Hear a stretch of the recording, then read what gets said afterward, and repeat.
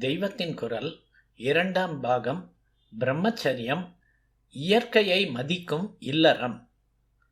தூய்மை குறைவுக்கெல்லாம் காரணமானது சிற்றின்பம் என்று மகான்களெல்லாம் பாடி வைத்திருந்தாலும் அதிலும் கூட ஒரு நெறியை ஏற்படுத்தி கொடுத்து அதையே ஆத்மாவை தூய்மைப்படுத்துகிற ஒரு சம்ஸ்காரமாக்கி நமக்கு வேத தர்ம சாஸ்திரங்கள் கொடுத்திருக்கின்றன.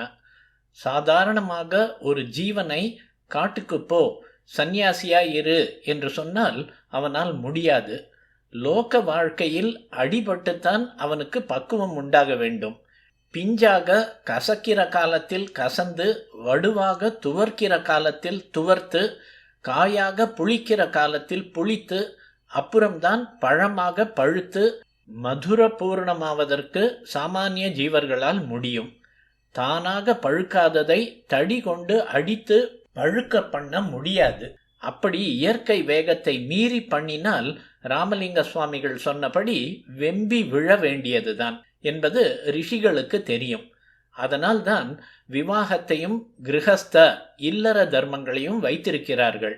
அது மட்டும் இல்லாமல் பூர்வ கர்மாவுக்காக அநேக ஜீவர்கள் பிறந்தாக வேண்டுமே. தாம்பத்தியம் இல்லாமல் இது எப்படி முடியும்? கிரகஸ்தாசிரமத்தில் இவன் முன்பு கற்றுக்கொண்ட வேதத்தை தொடர்ந்து ஓதியும் பிறர்களுக்கு ஓதுவித்தும் கற்றுக் கொடுத்தும் வர வேண்டும். அநேக யஜ்ஞங்களையும் ஔபாசனையையும் அக்னி முகமாக பண்ண வேண்டும். பிரம்மச்சரியத்தில் ஒருத்தனை சேர்ந்த சந்தியாவந்தனமும் கிரகஸ்தாசிரமத்தில் தொடர்கிறது.